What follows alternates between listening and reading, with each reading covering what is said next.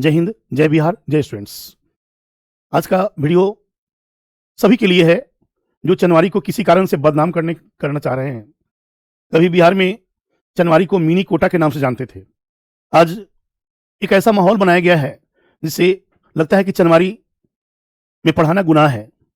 आज हर जगह एक ऐसा वायरल मैसेज पहुंचाया जा रहा है कि चनवारी में पढ़ाई नहीं होता है, चनवारी में आकर करियर बर्बाद कर रहे हैं, चनवारी में जॉब नहीं मिलता है, चनवारी में आकर बच्चे बहुत कुछ नहीं पा सकते हैं, बिगड़ रहे हैं, गांव में पढ़ाई बढ़िया हो रहा है। आज छोटा सा वीडियो है, प्लीज देखिएगा, इसको जरूर दिल से बनाए हैं। अच्छा लगे तो लाइक और सब्सक्राइब कर दीजिएगा, फॉलो कीजिएगा, नहीं तो ये पीछे देख रहे होंगे चनवारी का हकीकत।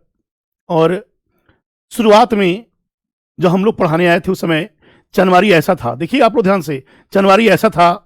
और आप समझ सकते हैं पूरे रोड पर भीड़ चनवारी में रहता था। निकलने में जो पहले से होंगे उनको मालूम होगा, निकलने में 10 मिनट 20 मिनट का समय लगता था। पूरा चनवारी का रोड भीड़ भर रहता था और जितने भी कोचिंग थे वो पूरा हाउसफुल चलता था। जिसका भी कोचिंग था, थोड़ा सा अपने कोचिंग के उस समय फोटो तो नहीं है, लेकिन हमारा भी कोचिंग पहले ऐसा ही था। बच्चे लटक लटक के पढ़ते थे, बच्चे लटक लटक के पढ़ते थे।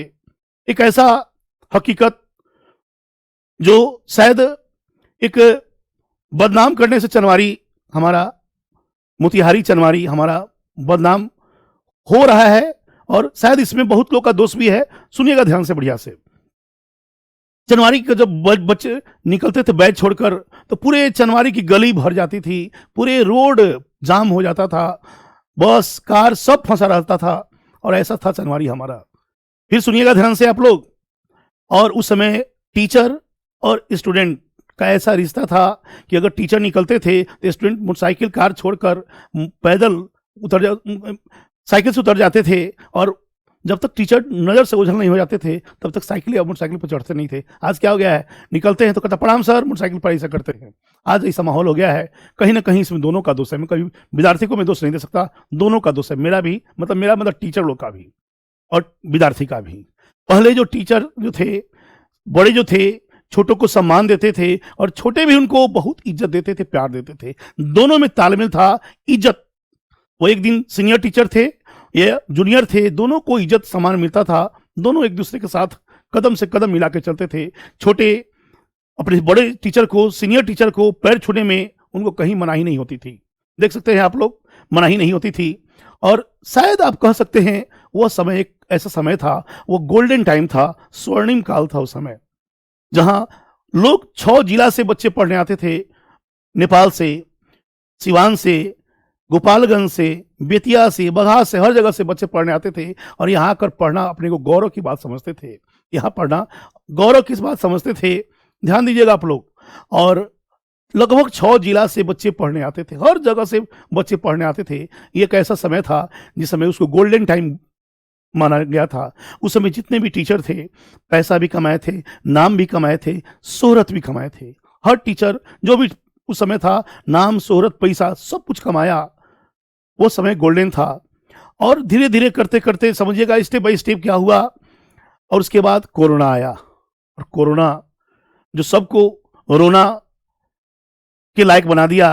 और वो एक ऐसा दौर था जब ऑफलाइन ट्यूशन चरमरा गई, बंद हो गया, लॉकडाउन लग गया। और उस समय जब लॉकडाउन लगा तो पूरा ऑफलाइन क्लास बंद हो गया, पूरा ऑफलाइन क्लास बंद हो गया। और ऑफलाइन क्लास बंद होने से उस समय नए नए ऑनलाइन क्लास के टीचर पनपने लगे। जो यूट्यूबर कह सकते हैं, एक प्रकार के यूट्यूबर थे, वो टीचर बन गए। और जो टीचर थे वो घर बैठ गए। और उस समय आया स्मार्ट बोर्ड और उस समय ऑनलाइन क्लास का बोलबाला शुरू हुआ। और उस समय बहुत टीचर लोग ऑनलाइन में आ गए। कुछ चुटकुला मैं भी करता था, मैं दूसरे को दोस्त क्या दूं, चुटकुला शायरी लोग बोलने लगे।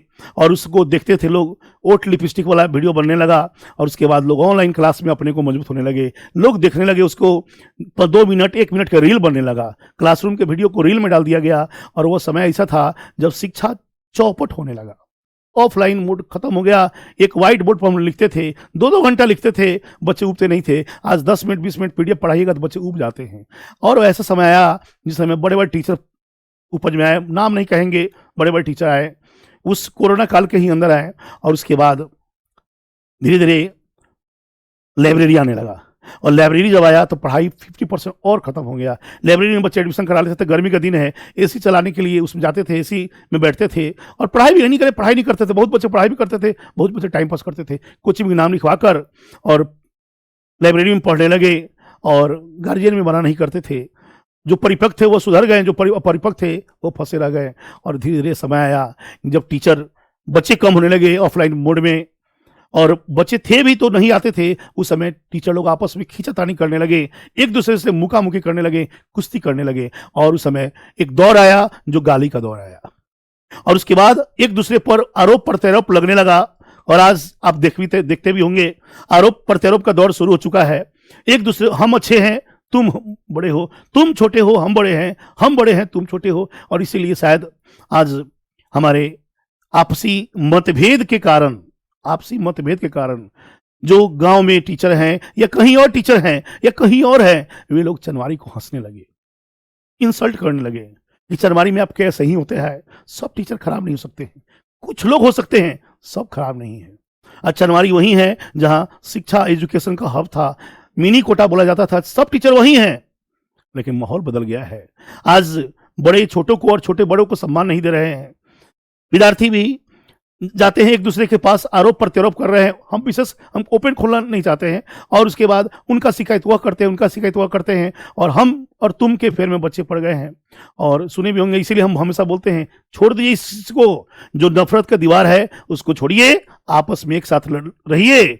और मैं वही डायलॉग बोल रहा हूं जो खानदानी में डायलॉग है, जो आप जानते होंगे, बड़े अनमोल हैं खून के रिश्ते, इनको तू बेकार न कर, और मेरा हिस्सा भी तू ले ले मेरे भाई, इस घर के आंगन में दीवार न कर। मैं इंग्लिश का टीचर हूं, मैं फिर बोल रहा हूं, लेकिन 99%, 1% से नहीं हो सकता है, लेकिन 99% टीचर के साथ मेरा एक फ्रेंड का रिलेशन रहता है, छोटा भाई की तरह मानते हैं। और ये गर्व की बात है कि शायद भले क्लास में कुछ बोलते होंगे, लेकिन सामने आने पर हम गले लगाते हैं।